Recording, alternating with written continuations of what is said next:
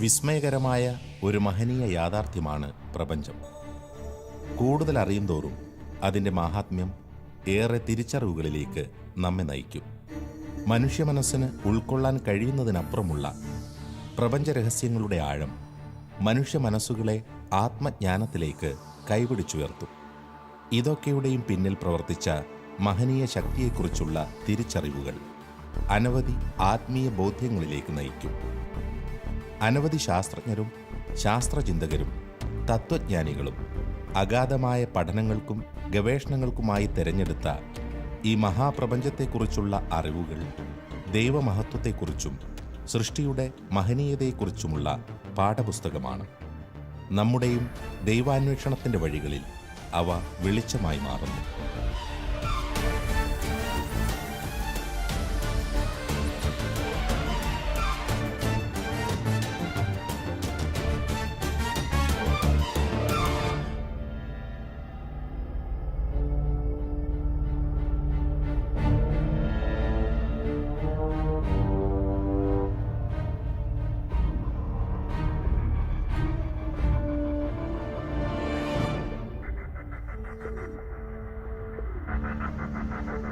പതിനായിരക്കണക്കിന് കോടി ഗാലക്സികളും എണ്ണമറ്റ ആകാശഗോളങ്ങളും ഇനിയും തിരിച്ചറിയാത്ത അതിർത്തികളുമുള്ള മഹാവിസ്മയമാണ് പ്രപഞ്ചം. പ്രപഞ്ചവിജ്ഞാനീയ സംബന്ധമായ അനവധി പഠനങ്ങളിലൂടെയും സിദ്ധാന്തങ്ങളിലൂടെയും കടന്നു പോകുമ്പോൾ നാം അടുത്തറിയുന്ന വിസ്മയ പ്രതിഭാസങ്ങൾ ഈ പ്രപഞ്ചത്തിൽ ഏറെയുണ്ട്. മനുഷ്യ മനസ്സിന് സങ്കല്പിക്കാൻ കഴിയാത്ത കൃത്യതയും സൂക്ഷ്മതയും തുടങ്ങി പ്രപഞ്ച നിയമങ്ങൾ കൊണ്ട് രൂപകൽപ്പന ചെയ്യപ്പെട്ട ഈ സംവിധാനത്തിൻ്റെ മികവും ഏറെക്കുറെ എല്ലാവരും അംഗീകരിക്കുന്ന മഹാവിസ്ഫോടനം പോലുള്ള ഒരു പ്രതിഭാസത്തിൻ്റെ പിൻബലവും അടുത്തു മനസ്സിലാക്കുമ്പോൾ പ്രപഞ്ചത്തെക്കുറിച്ചുള്ള തത്വചിന്തകൾക്ക് ആഴം വർദ്ധിക്കുന്നു. എങ്കിലും ഈ പ്രപഞ്ചത്തിന് ഒരു പ്രത്യേകമായ ലക്ഷ്യമുണ്ടോ, അഥവാ പ്രപഞ്ച സൃഷ്ടിക്ക് പിന്നിൽ സവിശേഷമായ ഒരു കാരണം കണ്ടെത്താൻ കഴിയുമോ എന്നിങ്ങനെയുള്ള ചോദ്യങ്ങൾ ശാസ്ത്രലോകത്ത് സജീവമായി നിലനിൽക്കുന്നുണ്ട്. ഇത്രമാത്രം സൂക്ഷ്മതയോടെ സംവിധാനം ചെയ്യപ്പെട്ടിരിക്കുന്നെങ്കിലും വിസ്മയ യാഥാർത്ഥ്യങ്ങൾ എണ്ണമറ്റതെങ്കിലും ഈ പ്രപഞ്ചം ചില യാദൃശ്ചികതകളുടെ ഫലമായി സൃഷ്ടിക്കപ്പെട്ടതാണ് എന്ന് കരുതുന്ന ശാസ്ത്രചിന്തകർ പലരുമുണ്ട്. യൂണിവേഴ്സിനൊരു പർപ്പസ് വേണം എന്ന് പറയുന്ന ശാഠ്യം നമ്മുടേതാണ്. യൂണിവേഴ്സിന് അങ്ങനൊരു ശാഠ്യമില്ല. ഒരു പർപ്പസ് വേണം, അല്ലെങ്കിൽ യൂണിവേഴ്സിന് എന്തെങ്കിലും ഒരു ലക്ഷ്യം ഇല്ല ഒരിക്കലും. നമ്മുടെ ഒരു കാഴ്ചപ്പാടാണ് യൂണിവേഴ്സിനൊരു പർപ്പസ്. എൻ്റെ അഭിപ്രായത്തിൽ യൂണിവേഴ്സിനൊരു പർപ്പസ് ഇല്ല ശരിക്കും. പക്ഷെ നമുക്കതിനൊരു പർപ്പസ് വേണമെന്ന് തീർച്ചയായിട്ടുമുള്ള ശാഠ്യമുണ്ട്. നമുക്ക് ഏത് രീതിയിലുള്ള പർപ്പസ് വേണമെങ്കിലും അതിന് അസ്യൂം ചെയ്യാം. ആ ഒരു സ്വാതന്ത്ര്യം മനുഷ്യനുണ്ട്. കാരണം ഞാൻ നേരത്തെ പറഞ്ഞ പോലെ we are creators of the universe. അപ്പോൾ നമുക്ക് ഏത് പർപ്പസ് വേണമെങ്കിലും അതിന് അസ്യൂം ചെയ്യാം. ഇത്തരത്തിൽ വ്യത്യസ്തങ്ങളായ രീതികളിൽ പ്രപഞ്ചത്തെക്കുറിച്ചുള്ള തത്വചിന്തകൾ നമുക്കിടയിൽ നിലനിൽക്കുന്നുണ്ട്. പ്രഗത്ഭരായ അനവധി ശാസ്ത്രജ്ഞരും ചിന്തകരും തന്നെ ഈ പ്രപഞ്ചത്തിന് അതിൻ്റെ സൃഷ്ടാവ് വിഭാവനം ചെയ്ത വ്യക്തമായൊരു ലക്ഷ്യമുണ്ടെന്നും അത് ദൈവമഹത്വത്തെ വെളിപ്പെടുത്തുന്നുവെന്നും കരുതുന്നവരാണ്. അത്തരം വ്യത്യസ്തങ്ങളായ വാദഗതികളുടെ വെളിച്ചത്തിൽ പ്രപഞ്ചത്തിന് പിന്നിലുള്ള ചില തത്വചിന്തകളെ നാം ഇവിടെ പരിചയപ്പെടുന്നു.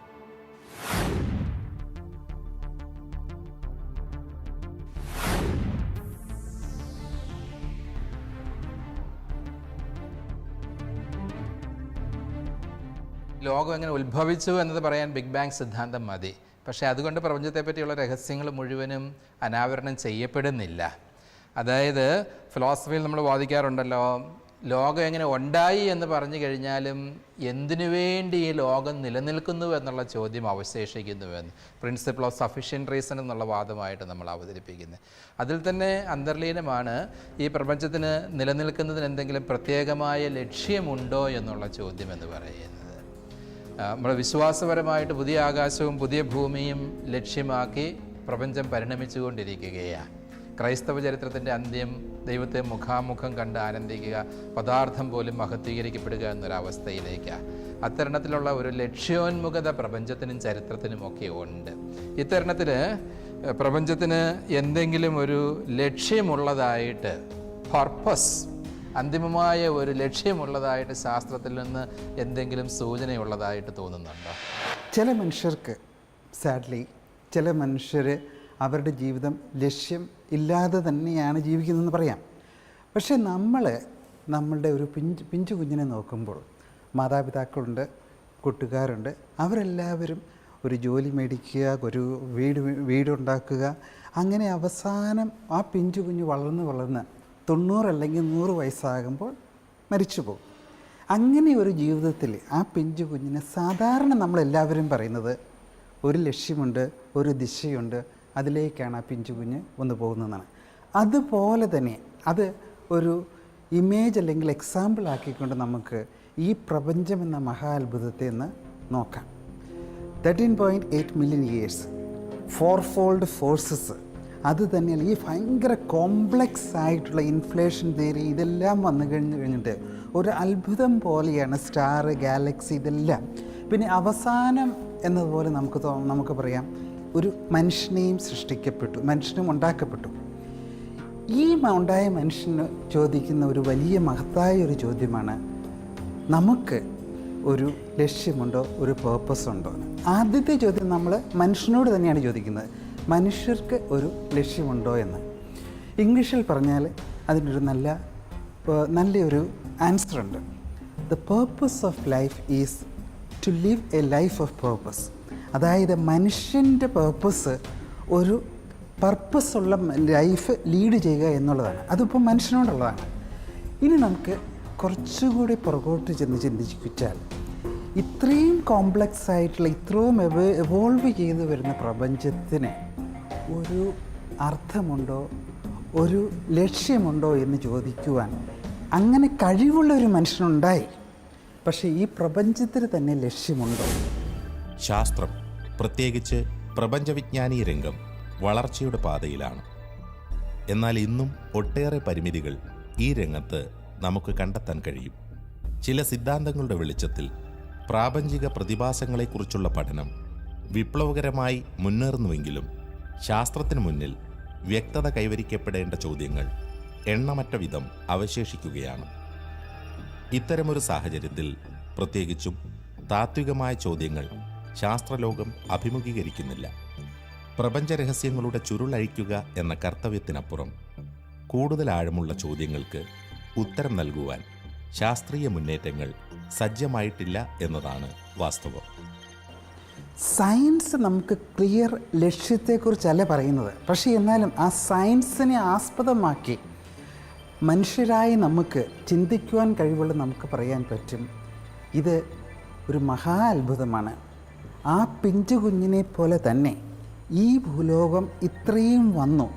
ഇനി കുറച്ച് കഴിയുമ്പോൾ ഈ ഭൂലോകം ആ കുഞ്ഞിനെ പോലെ തന്നെ മരിക്കുകയും ചെയ്തു. അതായത് പ്രപഞ്ചത്തിന് ലക്ഷ്യമുണ്ടോ എന്ന് നമ്മൾ ചോദിക്കുന്നതിൽ തന്നെ പ്രപഞ്ചത്തിൻ്റെ ഒരു ലക്ഷ്യോന്മുഖത അന്വർത്ഥീകരിക്കപ്പെട്ടിരിക്കുന്നു എന്നാണ് നമ്മൾ മനസ്സിലാക്കേണ്ടത്. ഇതുപോലെ ഈ ചോദ്യം ചോദിക്കാൻ മനുഷ്യൻ ഇവിടെ സജ്ജമായിരിക്കുന്നത് തന്നെ പ്രപഞ്ചത്തിൻ്റെ പ്രത്യേകമായ സംവിധാനം കൊണ്ടും ക്രമം കൊണ്ടും ഒക്കെയാണ് എന്നുള്ളതാണ് ഗുരുകുലേശൻ പറഞ്ഞു തരുന്നത്. ഇത്തരമൊരു വിഷയത്തിൽ വ്യക്തമായ നിലപാടുകൾ സ്വീകരിച്ചിട്ടുള്ള ശാസ്ത്രജ്ഞർ ചിലരുണ്ട്. വ്യക്തമായ ആത്മീയ ബോധ്യങ്ങളുടെ പിൻബലമുള്ളവർ തങ്ങൾക്ക് മുന്നിൽ മിഴിവാർജിച്ചു നിൽക്കുന്ന പ്രപഞ്ച വിസ്മയങ്ങളെക്കുറിച്ചുള്ള ചിന്തകൾ തങ്ങളുടെ ആത്മീയ ചിന്താധാരകളുടെ കൂടി വെളിച്ചത്തിൽ വിശദീകരിക്കുന്നു. മറ്റൊരു വിഭാഗത്തെ സംബന്ധിച്ച് അവർ ദൈവനിഷേധികളാകയാൽ ഇത്തരം കാഴ്ചകളെയും ദൈവാസ്തിത്വത്തെ തത്വശാസ്ത്രപരമായി തള്ളിപ്പറയുവാൻ ഉപയോഗിക്കുന്നു. ജോൺ ടെമ്പിൾട്ടൺ ഫൗണ്ടേഷൻ അടുത്ത കാലത്ത് ലോകത്തിലെ ഏറ്റവും പ്രമുഖരായ 12 ശാസ്ത്രജ്ഞരോട് ചോദിച്ചു. ഭൂരിഭാഗം പേരും കോസ്മോളജിസ്റ്റുകൾ തന്നെയായിരുന്നു, അസ്ട്രോണമിയിലോ കോസ്മോളജിയിലോ ഒക്കെ ഗവേഷണം നടത്തുന്നവർ തന്നെ. അവരോട് ചോദിച്ചു, നിങ്ങൾ എന്താണ് ചിന്തിക്കുന്നത്, ഈ പ്രപഞ്ചത്തിന് ലക്ഷ്യമുണ്ടോ? അതിൽ ഭൂരിഭാഗം പേരും 7 പേര് ഞാൻ മനസ്സിലാക്കുന്നത് പ്രപഞ്ചത്തിന് ലക്ഷ്യമുണ്ട് എന്നാണ് പറഞ്ഞത്. 3 പേര് എത്തിയിസ്റ്റിക്കലി ഓറിയൻറ്റഡ് ആയിട്ടുള്ളവർ ഇല്ല എന്നുള്ള അഭിപ്രായക്കാരായിരുന്നു. വേറെ 2 പേര് അങ്ങോട്ടും ഇങ്ങോട്ടും നിലപാടെടുക്കാത്തവരാണ്, സാധ്യത ഉണ്ടാവാം ഇല്ലായിരിക്കാം എന്ന് പറയുന്നവരാണ്. പൊതുവേ ഒരു ലക്ഷ്യോന്മുഖതയാണ് ശാസ്ത്ര സമൂഹത്തിന് കൂടുതൽ തോന്നുന്നത് എന്നുള്ള ഒരു പ്രതീതിയാണ് നമുക്ക് ലഭിക്കുന്നത് എന്ന് പറയും. ഇക്കാര്യത്തിൽ അല്പം കൂടുതൽ വെളിച്ചം വീശാമോ? പണ്ട് ഒരു വില്യം പാലി എന്ന് പറഞ്ഞ ഒരു ഫിലോസഫർ തിയോളജിയൻ ഉണ്ടായിരുന്നു.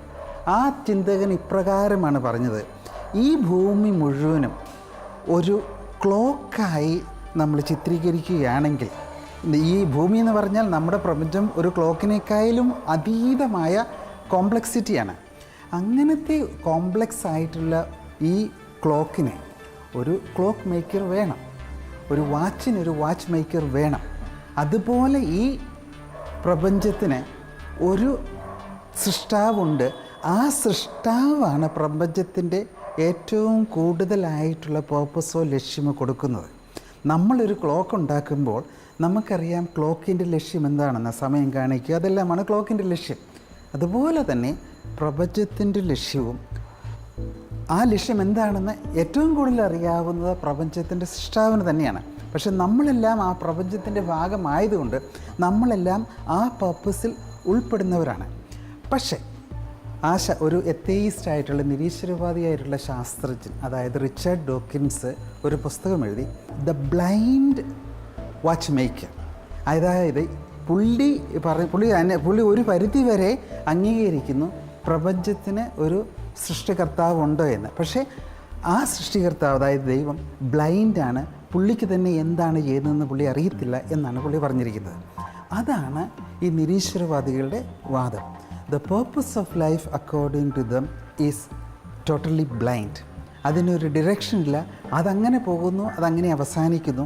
അതിൽ നിന്ന് നമുക്കൊരു ഉദ്ദേശം കൊടുക്കാൻ പറ്റുകയില്ല എന്നാണ് പറയുന്നത്.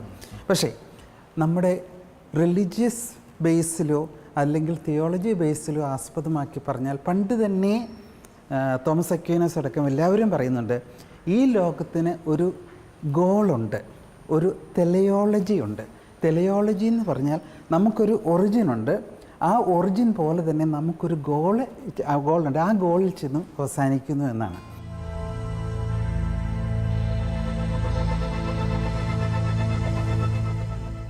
ജീവശാസ്ത്ര പഠനങ്ങളിൽ നിന്ന് നാം തിരിച്ചറിഞ്ഞ ജീവന്റെ സങ്കീർണതകൾ ഏറെയാണ്. ഉയർന്നു ചിന്തിക്കാൻ കഴിവുള്ള മനുഷ്യൻ എന്ന ജീവവർഗത്തെക്കുറിച്ചുള്ള സൂക്ഷ്മമായ പഠനങ്ങൾ അതിശയകരമാണ്. മനുഷ്യ മസ്തിഷ്കത്തിൻ്റെ സങ്കീർണതകളെക്കുറിച്ച് നാം മുമ്പ് ചർച്ച ചെയ്തതാണ്. ഉയരങ്ങളിലേക്ക് കണ്ണുകൾ ഉയർത്തിയാൽ നമുക്ക് മുന്നിൽ വ്യക്തതയോടെ നിലകൊള്ളുന്ന വിസ്മയ യാഥാർത്ഥ്യത്തിൻ്റെ മഹനീയത നാം ദർശിക്കുന്ന മറ്റെല്ലാ സങ്കീർണതകളെയും അതിലംഘിക്കുന്നതാണ്. പ്രപഞ്ച യാഥാർത്ഥ്യങ്ങളിൽ പലതിൻ്റെയും ആഴവും അർത്ഥവും ഗ്രഹിക്കുവാൻ ഇനിയും നമുക്ക് കഴിയാത്തിടത്തോളം എന്തുകൊണ്ട് ഈ പ്രപഞ്ചം എന്ന ചോദ്യത്തിന് ശാസ്ത്രീയമായൊരു ഉത്തരം കണ്ടെത്തുക എളുപ്പമല്ല. അപ്പോൾ സാധാരണ മതത്തിൽ വിശ്വസിക്കുന്ന, ദൈവത്തിൽ വിശ്വസിക്കുന്ന എല്ലാവരും പറയുന്നത്, അത് സാധാരണ ജനങ്ങൾ അങ്ങനെ തന്നെയാണ് പറയുന്നത്, ഒരു പിഞ്ചു കുഞ്ഞിനെ ജനിച്ച് ജീവിച്ച് കഷ്ടപ്പെട്ട് മരിക്കുമ്പോൾ ഒരു ചെറിയ ലക്ഷ്യം, ആ ലക്ഷ്യം ഒരു ലക്ഷ്യമായിട്ടല്ല, പല ലക്ഷ്യങ്ങളാണ്. അങ്ങനെ ഉണ്ട് എങ്കിൽ അതുപോലെ തന്നെ നമ്മുടെ ഈ ലോകത്ത് അതൊരു പിഞ്ചു കുഞ്ഞിനേക്കാളും എത്രയോ കോംപ്ലക്സ് ആയിട്ടുള്ളൊരു മഹാ അത്ഭുതമാണ്. ആ ലോകത്തിനും ഒരു വലിയ ലക്ഷ്യമുണ്ട്. ആ ലക്ഷ്യം മുഴുവനും നമുക്കിപ്പോൾ ഉൾക്കൊള്ളണമെന്നില്ല. പ്രപഞ്ചവിജ്ഞാനീയ സംബന്ധമായി ഇതിനകം ശാസ്ത്രം തിരിച്ചറിഞ്ഞു കഴിഞ്ഞ ഏറെ യാഥാർത്ഥ്യങ്ങളുണ്ട്. ശാസ്ത്രീയമായി തന്നെ നാം പലപ്പോഴായി വിശകലനം ചെയ്ത അത്തരം അത്ഭുതകരമായ ക്രമീകരണങ്ങളിൽ പലതും ഈ പ്രപഞ്ച സൃഷ്ടിക്ക് പിന്നിലെ മഹനീയമായ ഒരു ശക്തിയുടെ സാന്നിധ്യത്തിലേക്ക് വിരൽ ചൂണ്ടുന്നതാണ്. അതിസൂക്ഷ്മമാം വിധം ദുർഗ്രഹമായ നിയമങ്ങളുടെ പിൻബലത്തിൽ സകലതും സംവിധാനം ചെയ്യപ്പെട്ടിരിക്കുന്നതിന് പിന്നിൽ കേവലം ശൂന്യത മാത്രമാണെന്ന് സങ്കല്പിക്കുവാൻ എളുപ്പമല്ല. ക്വാണ്ടം ഫിസിക്സിൻ്റെ ഫിലോസോഫിക്കൽ ഇൻ്റർപ്രിട്ടേഷൻസ് പലതും ഇങ്ങനെയൊരു ലക്ഷ്യോന്മുഖത പ്രപഞ്ചത്തിനുണ്ട് എന്ന് ഉള്ള ആശയം പേറുന്നവയാണ്. അതുപോലെ കോസ്മിക് ഫൈൻ ട്യൂണിങ് നമ്മുടെ മുൻ എപ്പിസോഡുകളിൽ നമ്മൾ ചർച്ച ചെയ്തിട്ടുള്ളവയാണ്. ഒരു ക്രമദാതാവ് ഉണ്ടെങ്കിലേ പ്രപഞ്ചം ഇപ്രകാരമാവുകയുള്ളൂ. ഈ ക്രമത്തിനൊക്കെ പരമമായ ഒരു ക്രമം കൂടി ഉണ്ടാവേണ്ടതല്ലേ എന്നുള്ള ചോദ്യം അതിൽ അന്തർലീനമാണ്. അത്തരണത്തിൽ നോക്കുമ്പോൾ എപ്രകാരം എന്തൊക്കെയാണ് ശാസ്ത്രീയമായ നമ്മുടെ വാദങ്ങൾ ലക്ഷ്യോന്മുഖതയ്ക്കുള്ളത്? ഐൻസ്റ്റൈൻ്റെ ഒരു കൊട്ടേഷൻ നമുക്ക് എല്ലാവർക്കും അറിയാവുന്നതായിരിക്കാം. പുള്ളി പറയുന്നത്, the most incomprehensible thing about the universe is it is comprehensible. അതായത് ഏറ്റവും കൂടുതൽ അത്ഭുതകരമായ വസ്തു ഇതാണ്, നമുക്ക് ഒരു പരിധി വരെ ഈ ലോകത്തെ അറിയാം, ഈ ലോകത്തിന് ഒരു മോഡൽസ് ഉണ്ടാക്കാമെന്നുള്ളതാണ്. അതാണ് നമ്മുടെ ഐൻസ്റ്റൈൻ ചെയ്തത്, theory of relativity and quantum mechanics. അതായത് ഞാൻ പറയുന്നത് ചുരുക്കി പറഞ്ഞ ഇതാണ്, നമുക്ക് നമ്മളുടെ ഈ ലോകത്തെ ഒരു പരിധി വരെ അറിയുവാൻ കഴിയും. അതൊരു വലിയ മിറക്കിളാണ്. The most incomprehensible thing is that the world can be to some extent comprehensible. അതല്ലെങ്കിൽ the most miracle, the greatest thing is നമുക്ക് ഈ ലോകത്തെ അറിയാം. ഓക്കെ, ഇങ്ങനെ അറിയുന്നത് ദറ്റ് ഈസ് എ ബിഗിനിങ്. ഇങ്ങനെ അറിയുമ്പോൾ നമുക്കെല്ലാം അറിയാം, ഒരു അറിവിന് ഒരു ഗോളുണ്ട്, എല്ലാ അറിവിനും ഒരു ഗോളുണ്ട്. ചിലപ്പം പരീക്ഷയ്ക്ക് ജയിക്കാനായിരിക്കും, ചിലപ്പം ജോലി കിട്ടാനായിരിക്കും. പക്ഷേ ഐൻസ്റ്റൈൻ പറയുന്നത് ഈ നോളജ് ഇറ്റ്സെൽഫ് നമ്മളുടെ മനുഷ്യൻ്റെ ഒരു ഭാവിയെ മാത്രമല്ല, മനുഷ്യൻ്റെ ജീവനെ മുഴുവനും ഒതുക്കുകയാണ്. The aim of our life is to know the world outside and the world inside. അപ്പം ശാസ്ത്രീയകരമായി ചിന്തിച്ചാൽ ഇപ്പോൾ ക്വാണ്ടം മെക്കാനിക്സും റിലേറ്റിവിറ്റി തിയറിയും കൊണ്ടുവരുന്ന ഈ ആശയങ്ങൾ 100 വർഷം മുമ്പ് ഒരു മനുഷ്യന് പോലും അറിയത്തില്ലായിരുന്നു, ഇമാജിൻ ചെയ്യാൻ പോലും പറ്റാത്ത ഒരു കാര്യമായിരുന്നു. അപ്പം നമ്മളുടെ ഈ നോളജ് ഇത്രമാത്രം വർദ്ധിച്ചു, ഇത്രയും നോളജ് വർദ്ധിക്കുന്നു, നമ്മൾ ആ നോളജ് എല്ലാം ഒരു ഡിറക്ഷനിലേക്കാണ് പോകുന്നത്. അപ്പം നമ്മളുടെ നോളജ് ഇത്രയും വർദ്ധിച്ചു, ആ ഡിറക്ഷനിലേക്ക് പോകുന്നു എങ്കിൽ ഈ നോളജിൻ്റെ ഓബ്ജക്റ്റായിട്ടുള്ള പ്രപഞ്ചം എന്ന് വെച്ചാൽ നോളജ് വെറുതെ വരുന്നതല്ലേ, നോളജ് നമ്മളുടെ പ്രപഞ്ചത്തെക്കുറിച്ചാണ്. ഈ നോളജിൻ്റെ ഓബ്ജക്റ്റായിട്ടുള്ള പ്രപഞ്ചത്തിന് ഒരു ഗോളുമില്ല, ഒരു ലക്ഷ്യവുമില്ല എന്ന് പറയുവാൻ എനിക്ക് വളരെ ബുദ്ധിമുട്ടാണ്, യുക്തിസഹമല്ല തീർച്ചയായും. ഇത് വളരെ ദാർശനികമായ ഒരു വാദമാണ്. അതായത് ശാസ്ത്രീയമായിട്ട് കുരുവിളച്ചൻ ആദ്യമേ നിരീക്ഷിച്ചതുപോലെ നമുക്ക് പ്രപഞ്ചത്തിൻ്റെ ലക്ഷ്യോന്മുഖതയെ പൂർണ്ണമായിട്ടും ശാസ്ത്രപരമായിട്ട് മാത്രം സ്ഥിരീകരിക്കാൻ സാധിക്കുന്ന ഒരു കാര്യമല്ല. കാരണം ടെലയോളജി, പർപ്പസീവ്നെസ്, ലക്ഷ്യോന്മുഖത, പരമമായ ഒരു ലക്ഷ്യം, ഇതൊന്നും ശാസ്ത്രീയമായിട്ട് നമുക്ക് 100% സ്ഥിരീകരിക്കാൻ സാധിക്കുന്ന കാര്യങ്ങളല്ല. അത് ദർശനത്തിൻ്റെയും യോഗാത്മകത്വത്തിൻ്റേതും ദൈവശാസ്ത്രത്തിൻ്റേതുമൊക്കെയായ മേഖലയാണ്.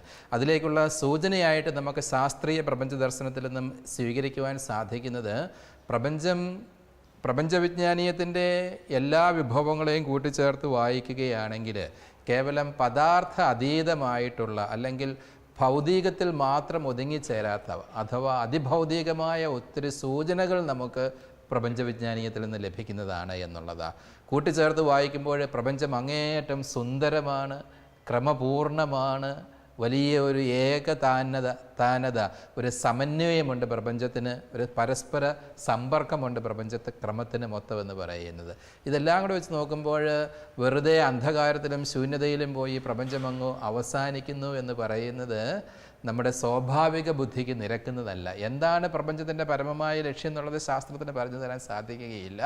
പക്ഷേ ഇപ്പോഴത്തെ പ്രപഞ്ചവിജ്ഞാനീയത്തിൻ്റെ സൂചനകൾ വെച്ച് നോക്കുമ്പോൾ നമുക്ക് വെറും ശൂന്യതയിൽ അവസാനിക്കുന്ന ഒരു പ്രപഞ്ചത്തെ നമുക്ക് കാണാൻ വയ്യ. ഇതിന് അതിഭൗതികമായിട്ടുള്ള ചില സാധ്യതകളുണ്ട് എന്ന് പറയേണ്ടിയിരിക്കുന്നു.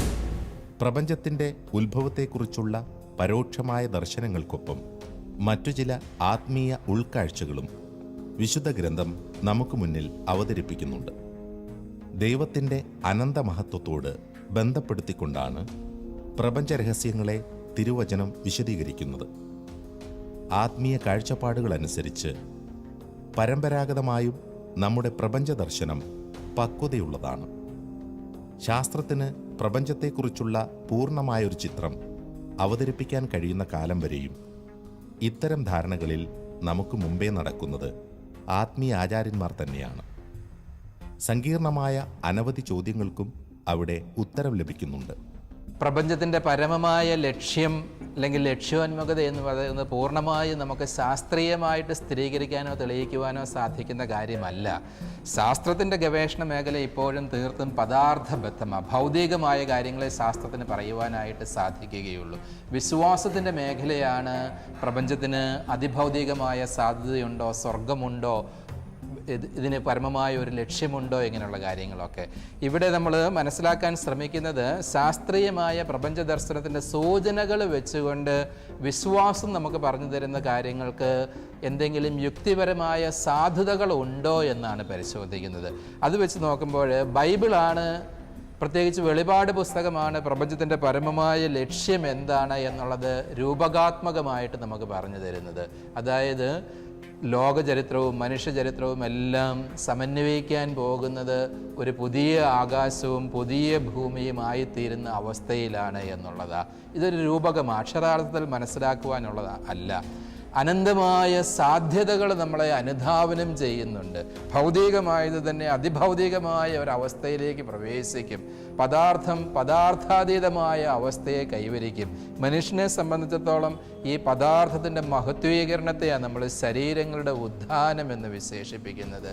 സമയം എന്നും ഈ ഭൂതഭാവി വർത്തമാനങ്ങളുടെ അന്തരങ്ങൾക്കിടയിൽ കടന്ന് കളിക്കേണ്ട ഒരു പ്രഹേളികയല്ല.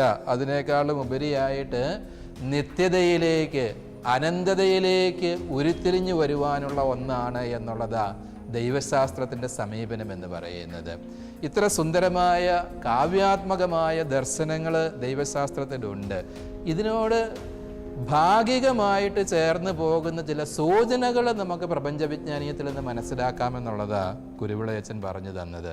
അതായത് ശാസ്ത്രം ഇന്ന് വരച്ചു കാണുന്ന പ്രപഞ്ചവിജ്ഞാനീയത്തിൻ്റെ എല്ലാ വിഭവങ്ങളെയും കൂട്ടിച്ചേർത്ത് വയ്ക്കുകയാണ് എങ്കിൽ വെറും പദാർത്ഥമായിട്ട് എന്നും ഇത് നിലനിൽക്കുവാനുള്ളതല്ല. ഇതിൽ വലിയൊരു കവിത്വമുണ്ട്, സൗന്ദര്യമുണ്ട്, ഭാവനയുണ്ട്, വലിയൊരു ക്രമമുണ്ട്.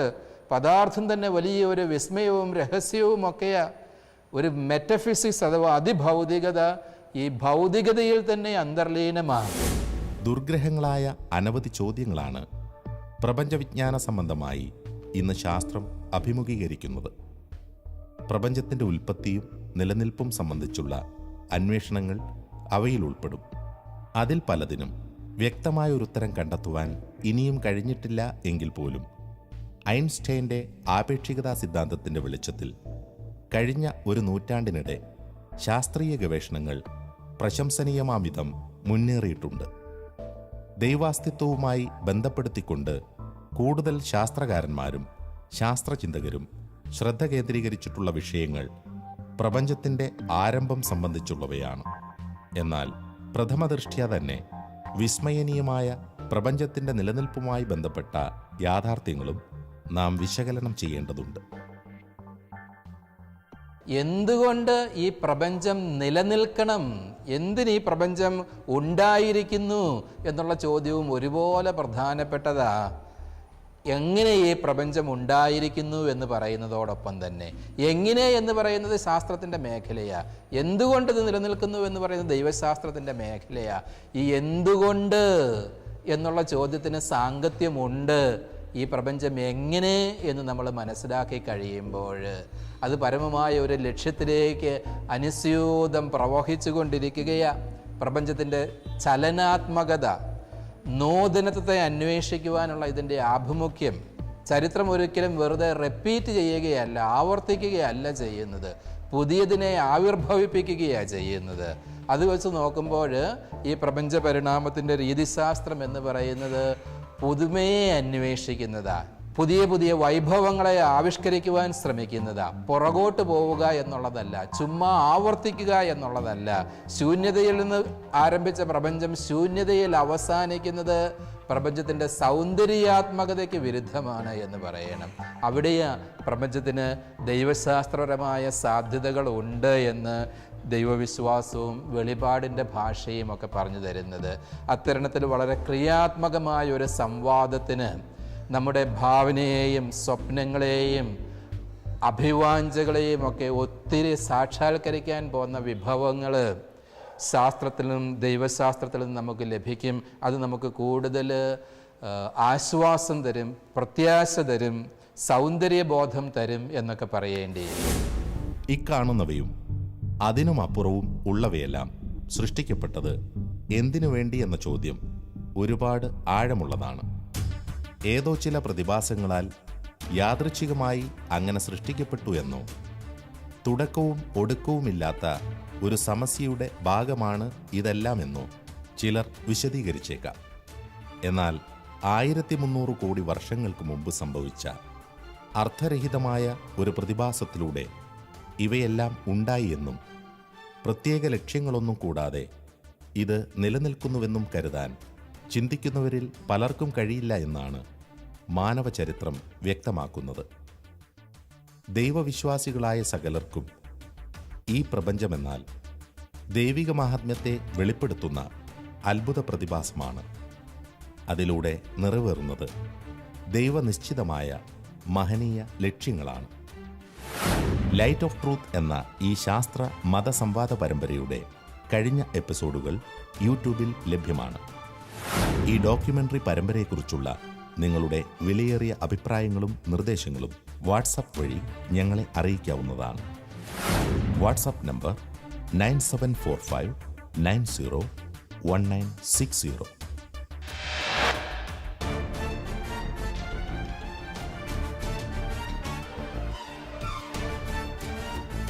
Most wonderful experience that we can have is the experience of the mysterious.